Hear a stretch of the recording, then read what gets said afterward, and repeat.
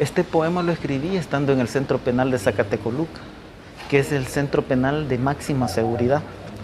Es uno de los centros donde más se dan violaciones a derechos humanos. Hay maltrato físico, hay falta de asistencia médica, muchas cosas. Entonces, el 9 de febrero del 2007 llegó la HUMO con el Departamento de Investigación Criminal de la Policía. Ese día nos sacaron a todos desnudos y nos arrastraron. Yo ando una cicatriz en mi cadera derecha, que me va a quedar por toda la vida. Me arrastraron enchuchado de mis manos, me tiraron al suelo y me arrastraron 10 metros en las piedras. Y después después de eso, me di cuenta de que me di cuenta que al final, después de todo ese encierro, todo ese maltrato y todas esas condiciones inhumanas en las que vivía, el único consuelo que yo tenía era el poder recibir una carta de mi compañera de vida y poder escribirle yo también. Y que al final, eso era lo que me llenaba de alegría, de ilusión. Y escribí un poema de amor y denuncia que puse por título Intercambio de correspondencia. Y dice de la siguiente manera: un vidrio, rejas y candados, muros de concreto, duros como la piedra, donde no florece la hiedra, hoy nos han separado. Pero como dicen, no hay ni una sola historia de amor que no contenga algún episodio de dolor. Y este pesar que ahora tú y yo compartimos, algún día tendrá que terminar. Y sin censura nos volveremos a amar. Aunque debo confesarte, mujer, que por el momento no hay justicia que nos ampare ante este crimen imperialista. No lo digo por asustarte, simplemente soy realista, ya que los derechos humanos no existen en este gobierno de capitalista, ya que las leyes se mantienen fieles a los intereses de los explotadores burgueses, que han convertido nuestra Constitución en letra muerta. Y esa es una historia muy cierta. Lo digo en honor a la verdad, ya que esta es tal como es, la digamos al derecho o al revés. Y en este penal es normal que a nosotros nos traten como un animal por una supuesta orden presidencial, ya que nuestro martirio se ha convertido para el gobierno en el negocio político más rentable de este siglo. Pero bajo este encierro, ni los choques eléctricos, los golpes de los custodios, las balas de las escopetas o el gas pimienta lastiman más el corazón que las noches de silencio y soledad, cuando extrañamos con tristeza la felicidad que solo Dios sabe cuándo volverá. Y solo tú y yo sabemos lo difícil que ha sido para los dos todo este tiempo transcurrido, todo lo que hemos sufrido. Aquí, para ti y para mí, los días de visita son nuestro mayor castigo. Al vernos, al estar tan cerca, sin podernos besar ni acariciar, por causa de este régimen especial, donde es prohibido amar. ¡Ah! ¡Qué difícil es el amor en esta condición! Cuando existen tantas barreras y limitaciones. Y a pesar de todo, mi único consuelo son tus cartas llenas de amor, junto a mis ilusiones. ¿A qué organización pertenece usted? A la MS, Mara Salvatrucha. ¿Y desde cuándo? Desde 1992. 17 años. Sí. O sea que es casi uno de los fundadores, ¿o no? No. ¿Empezó mucho antes? Empezó mucho antes. Ya, ¿y cuántos años tiene usted? Ahorita tengo 34 años, acabo de cumplir. Bien. ¿Y por qué entró a Salvatrucha? Bueno, entré por quizás una cuestión de que en mi juventud mataron a mi mejor amigo. Y quizás en aquel tiempo pensé que la mejor manera de poderme vengar de las personas que lo habían matado era haciéndome de la Mara y poder vengarme de los que lo habían matado.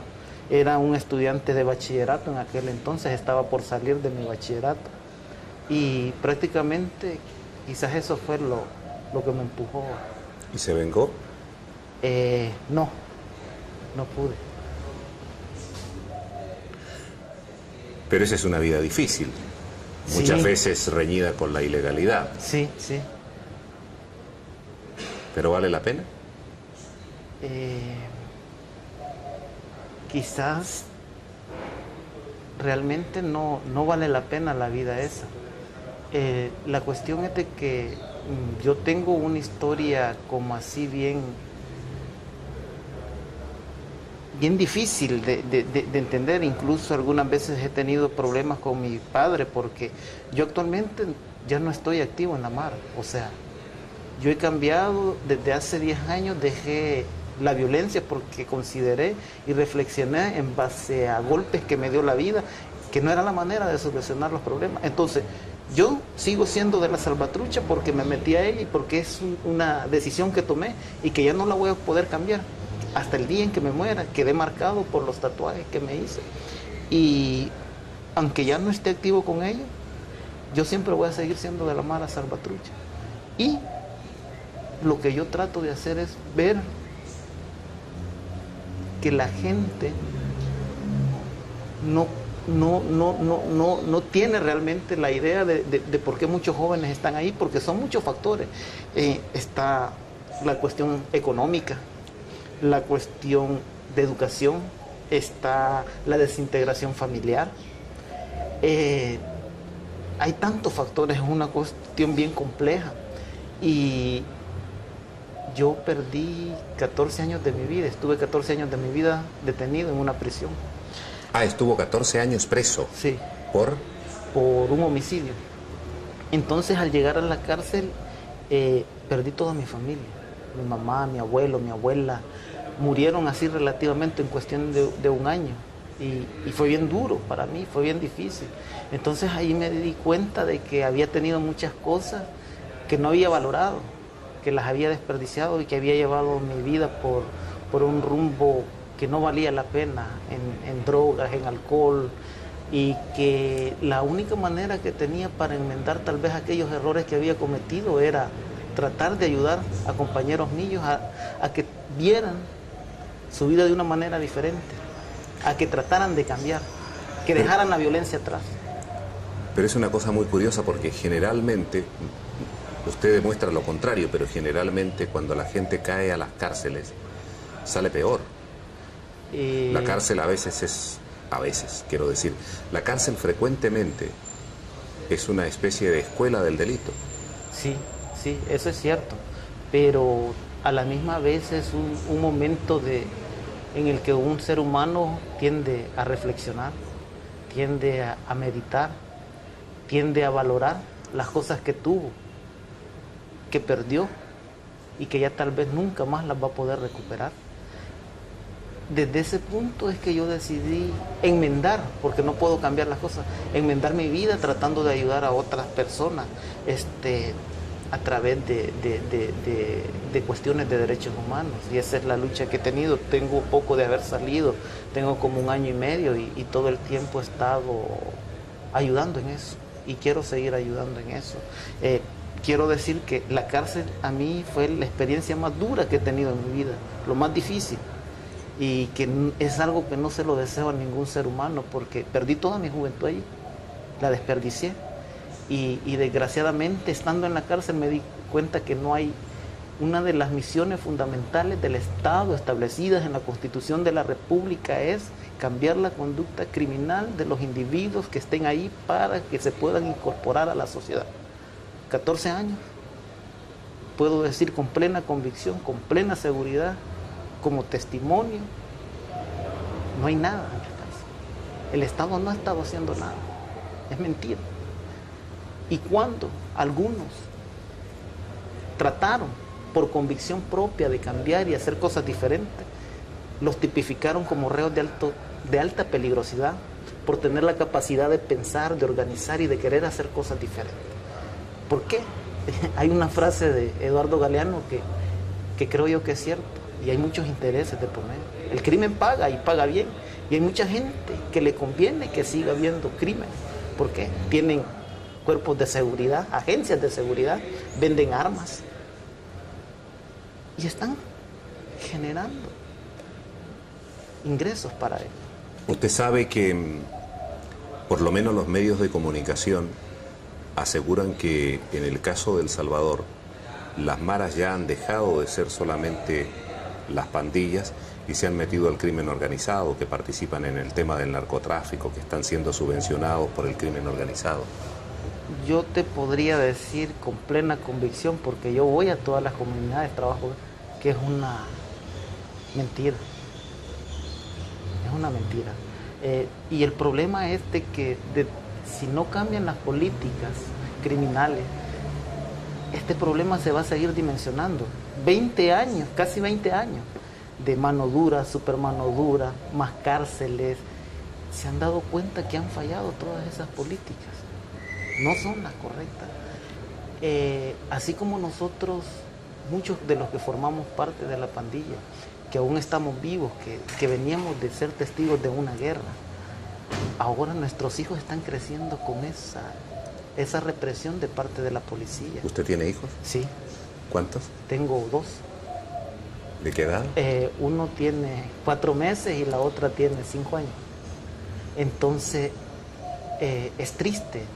Si tú vas a las comunidades, a cualquier comunidad, catalogadas por la policía como zonas de alto riesgo o de peligrosidad, te das cuenta que los niños no tienen el espacio para poder salir a jugar porque están pensando que va a llegar la policía a golpearlos, a botar las puertas, a maltratar a sus madres, a sus padres, a sus tíos, a sus abuelos. La Policía Nacional Civil creo yo que ha dejado de hacer su función como se pensaba en los acuerdos de paz, que tenía que ser una policía comunitaria que estuviera en estrecha relación con la gente, ayudando. Hoy ha comenzado desde hace unos 10 años a ser represivo por la supuesta lucha ante el crimen de las pandillas.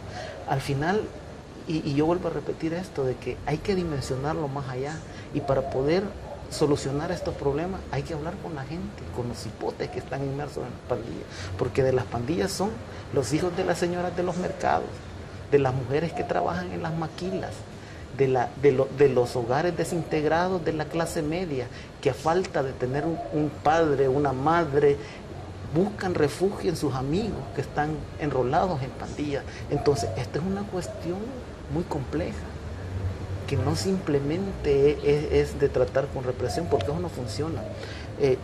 Yo siempre he dicho de que, o he mantenido durante los últimos 10 años, que hay que implementar programas. A mí me da risa porque el gobierno que recién ha salido hablaba de una mano amiga, de ayudar a los rancheros. Eso es mentira. Si tú vas a las comunidades y preguntas, ¿cuál mano amiga? Es paja, no hay nada de eso. Y lo difícil es de que este círculo vicioso nos está afectando a todos. Yo en lo personal no quisiera que mis hijos estuvieran inmersos en eso, pero hay mucha gente que, como te digo, está creciendo ahorita con ese odio y con ese rencor hacia la sociedad, hacia la policía. ¿Por qué? Por esa represión de la que ellos son víctimas, incluso en veces sin formar parte de una pandilla. Estamos conversando en Radio Nederland con un integrante de la pandilla Salvatrucha. Vamos a lo de la carta. ¿Qué motivaciones tienen para escribirla? La motivación principal quizás es eso que te decía, que muchos de nosotros estamos cansados de esta vida en la que hemos sido perseguidos, maltratados, discriminados, donde se nos han cerrado todos los espacios. Consideramos que dentro de nosotros hay mucha gente que tiene capacidades intelectuales para poder incorporarse en cualquier parte de la sociedad. Se pueden reinsertar en la sociedad. Correcto. Si tienen la oportunidad para hacerlo. Correcto. Y el problema es de que se nos ha estigmatizado tanto que no tenemos espacio. Hay gente que, a pesar de ser cristiana, y ha querido incorporarse a la sociedad. Y si la policía lo encuentra en un lugar con un par de gente o en su trabajo, lo golpea y dice de que es un pandillero y que no tiene derecho, lo lleva 6 días a la Bartolina. Allá ¿Qué es eso? La Bartolina, esos tiempos que te tienen en una pequeña celda para investigación, son 6 días o 72 horas, 3 días, más o menos. Entonces, todas esas cosas afectan, pues, o sea, realmente afectan. ¿Y ustedes creen que el nuevo gobierno puede cambiar la situación? Creemos de que pueden ayudar si tienen la voluntad política de quererlo hacer. Una cosa es la voluntad política del gobierno, Sí. que no debe ser naturalmente del discurso, sino con hechos concretos, Correcto. ¿verdad? Con oportunidades concretas. ¿Y la voluntad política de la gente de las pandillas? ¿Está? Yo creo que sí. Y en eso quisiera ser un poco claro, porque hay veces que la gente tiende a malinterpretar las cosas cuando uno no las explica bien. Yo creo que sería pecar de inocentes decir que vas a cambiar a todo el mundo de las pandillas y todo va a ser un cuento de hadas y color de rosa. Pero yo sí creo que podés cambiar y podés ayudar a la gente que quiere salirse de las pandillas y que quiere tener esa oportunidad de estudiar, de trabajar y de hacer algo diferente por su familia. ¿Pero sus puede hijos. hacerlo sin problemas? Claro, claro que sí. ¿No va a ser perseguido por abandonar la pandilla? No, en ningún momento. Esas son cuestiones que los medios también han manejado y lo han hecho. O sea, la gente que tiene la oportunidad y quiere salirse de las pandillas puede hacerlo. Sí, sí. Y en ese caso usted dice, con eso se va a reducir sustantivamente el número de integrantes de las pandillas. Claro que sí. Y incluso se van a reducir muchos actos delictivos. Yo te voy a poner un ejemplo. Un muchacho que se hizo cristiano en la cárcel.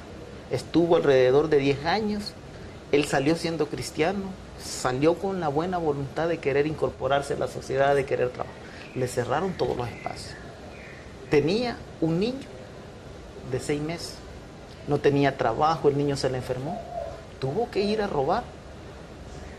Desgraciadamente para él, la policía lo agarró.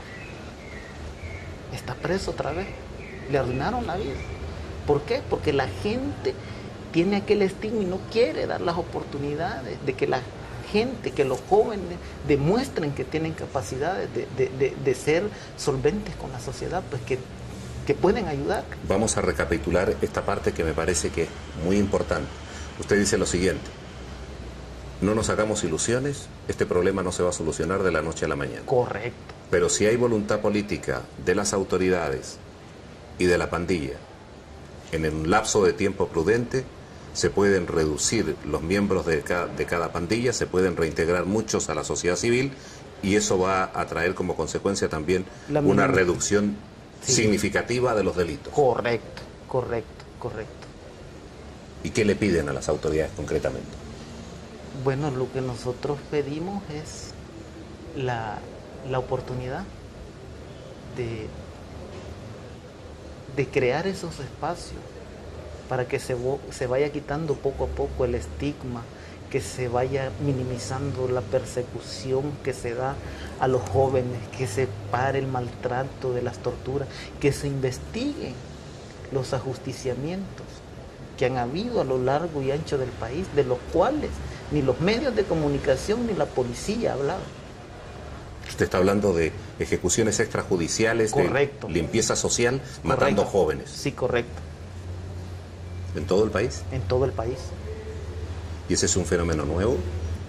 No, es una práctica que se viene dando desde ya por el 2004. Más o menos por ahí comenzó. Anteriormente fue la sombra negra en 1994 y 95, pero después hubo un lapso hasta el 2004 que estuvo calmado, que no se había dado eso. Pero a partir del 2004 resurgen estos grupos y se han dado varias ejecuciones a nivel nacional. Y lo digo con convicción también porque nosotros tenemos datos, hemos investigado, hemos hablado con los familiares, tenemos testimonios de alguna gente y sabemos que se ha dado. Usted sabe, yo creo que con seguridad, que va a haber un sector muy duro de la sociedad que cree profundamente en la represión, sí, que va a decir lo que quieren estas pandillas es respiro para seguir delinquiendo con menos represión. Yo creo que hay mucha gente que está cerrada en ese aspecto, pero yo pienso de que tienen que dar la oportunidad, Nosotros en ningún momento hemos dicho ni queremos que se dé amnistía a la gente que ha cometido delito. Estamos claros que toda persona que ha cometido un delito, la ley establece que debe pagarlo como consecuencia a su deuda a la sociedad. Estamos claros en eso. Estamos conscientes que toda persona que ha sido condenada tiene que purgar su pena. Lo único que queremos es que no generalicen, que individualicen y que hagan investigaciones verdaderas, objetivas, concretas, en las que se demuestre, como dice la Constitución de la República, la culpabilidad penal de los individuos indiciados en un caso. Que no vengan y condenen a 100 personas porque mataron a una persona en X colonia, y como los 100 andaban por ahí, a los 100 los van a condenar. Creo yo que eso es algo injusto. O sea, lo que están pidiendo es una justicia, pero una justicia verdadera y justa. Correcto. Quisiera traer a memoria esto. Fíjense que en el Centro Penal de Cojute, allá por el 2003. ¿Dónde queda eso? Aquí en Cuscatlán. Había miembros de las dos pandillas, había población civil, gente que no pertenece a ninguna pandilla. Se estaban dando problemas. Y yo quiero ser claro en esto, porque esto yo lo he mencionado bien muchas veces, porque yo creo que ahí tuvo que haber una investigación. Durante un año, las dos pandillas y la gente que no pertenecía a las pandillas pusieron denuncias ante el juez de vigilancia penitenciaria, ante el director del centro penal, ante la Procuraduría de Derechos Humanos, que habían conflictos. Hubo gente quemada, hubo gente lesionada, y la ley manda. ¿Conflictos entre quiénes? Entre los tres. Entre los tres grupos. Sí, entre los tres grupos que estaban en el mismo centro penal. Los que no pertenecían, sí. y las dos pandillas tenían problemas. Sí, correcto. Vale. Se pusieron las denuncias. Durante un año completo se estuvieron denunciando. Mire, hay lesionados, hay problemas. La ley manda que cuando estas cosas se den, estos incidentes, el director del centro penal, para mantener la paz en dicho centro, tiene que trasladar al grupo minoritario para otro centro penal para evitar un hecho sangriento. A pesar de haber denunciado durante un año, el hecho terminó con un saldo fatal. 2 muertos, muchos lesionados, y lo que es más peor, con la condena de 10 personas por ese hecho. Considero yo, desde mi criterio, desde mi punto de vista, y amparado a una cuestión legal, y todo abogado sabe de que había que haberse hecho una investigación y determinar responsabilidad de todo, porque hay responsabilidad del juez de vigilancia penitenciaria, del director del centro penal, de las autoridades que recibieron denuncias. Que no actuaron. Porque ese problema pudo haberse evitado. Y al final simplemente se lavaron las manos, decir fue riña entre pandillas, condenemos a esto y ahí muere. Y son cosas que no tienen que permitirse, que no tienen que darse. Y a eso me refiero cuando hay que individualizar la sentencia de cada persona, porque no se puede generalizar. Porque incluso aquí tenemos casos nosotros que hay gente que está detenida, que le han arruinado la vida y les han puesto hasta 90 años, cuando ellos ni siquiera tuvieron parte ni arte en un hecho delictivo. Yo estoy. ¿Tú crees que falta algo? Creo que está todo, ¿no? Yo creo que... Si hay algo, dímelo, yo te pregunto. Con toda confianza, como no estás apareciendo ni nada. Quizás lo que quisiera ahondar más un poco es en las condiciones que vive la gente en los centros penales. No, yo le pregunto. Usted dice que estuvo 14 años en la cárcel. Correcto. ¿Cuáles eran las condiciones en los centros penitenciarios? Las condiciones en la mayoría de centros penales han sido durante muchos años deplorables. Hay hacinamiento, suciedad, enfermedades que no son atendidas porque la excusa es de que siempre hay falta de asistencia médica, que no tienen dinero, que no hay apoyo.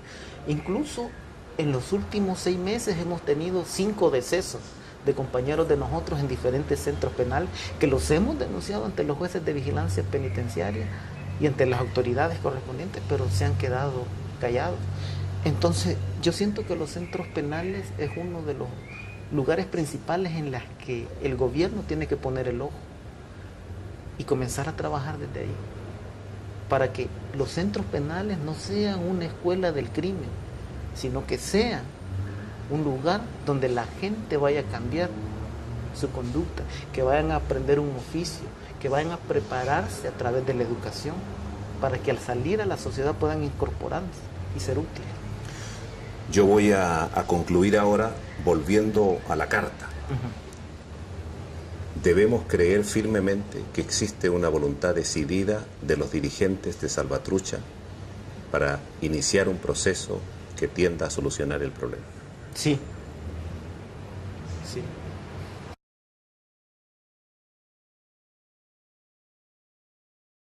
Esta es la felicidad. La felicidad que solo Dios sabe cuándo volverá. Y solo tú y yo sabemos lo difícil que ha sido para los dos todo este tiempo transcurrido. Todo lo que hemos sufrido. Aquí, para ti y para mí, los días de visita son nuestro mayor castigo. Al vernos, al estar tan cerca, sin podernos besar ni acariciar, por causa de este régimen especial, donde es prohibido amar. ¡Ah! ¡Qué difícil es el amor en estas condiciones! Cuando existen tantas barreras y limitaciones. Y a pesar de todo, mi único consuelo son tus cartas llenas de amor, junto a mis ilusiones.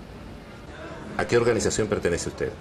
A la MS, Mara Salvatrucha.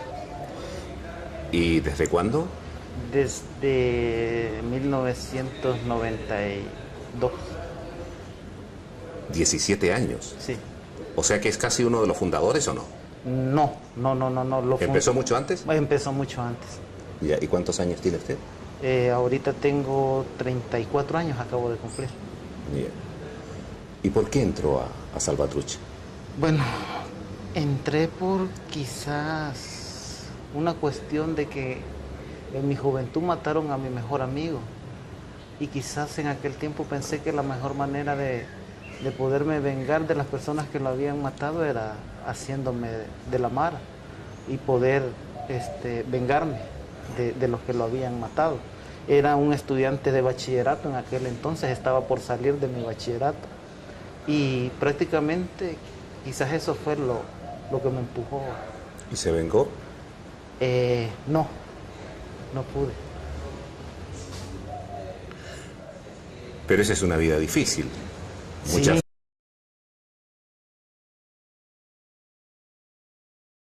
Este poema lo escribí estando en el Centro Penal de Zacatecoluca, que es el centro penal de máxima seguridad.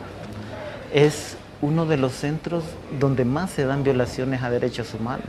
Hay maltrato físico, hay falta de asistencia médica, muchas cosas. Entonces, el 9 de febrero del 2007 llegó la UMO con el Departamento de Investigación Criminal de la Policía. Ese día nos sacaron a todos desnudos y nos arrastraron. Yo ando una cicatriz en mi cadera derecha, que me va a quedar por toda la vida. Me arrastraron enchuchado de mis manos, me tiraron al suelo y me arrastraron 10 metros en las piedras. Y después de eso, me di cuenta me di cuenta que al final, después de todo ese encierro, todo ese maltrato y todas esas condiciones inhumanas en las que vivía, el único consuelo que yo tenía era el poder recibir una carta de mi compañera de vida y poder escribirle yo también. Y que al final, eso era lo que me llenaba de alegría, de ilusión. Y escribí un poema de amor y denuncia que puse por título Intercambio de correspondencia. Y dice de la siguiente manera: un vidrio, rejas y candados, muros de concreto, duros como la piedra, donde no florece la hiedra, hoy nos han separado. Pero como dicen, no hay ni una sola historia de amor que no contenga algún episodio de dolor. Y este pesar que ahora tú y yo compartimos, algún día tendrá que terminar. Y sin censura nos volveremos a hablar. Aunque debo confesarte, mujer, que por el momento no hay justicia que nos ampare ante este crimen imperialista. No lo digo por asustarte, simplemente soy realista, ya que los derechos humanos no existen en este gobierno de capitalista, ya que las leyes se mantienen fieles a los intereses de los explotadores burgueses, que han convertido nuestra Constitución en letra muerta. Y eso es una historia muy cierta. Lo digo en honor a la verdad, ya que esta es tal como es, la digamos al derecho o al revés. Y en este penal es normal que a nosotros nos traten como un animal por una supuesta orden presidencial, ya que nuestro martirio se ha convertido para el gobierno en el negocio político más rentable de este siglo. Pero bajo este encierro, ni los choques eléctricos, los golpes de los custodios, las balas de las escopetas o el gas pimienta lastiman más el corazón que las noches de silencio y soledad, cuando extrañamos con tristeza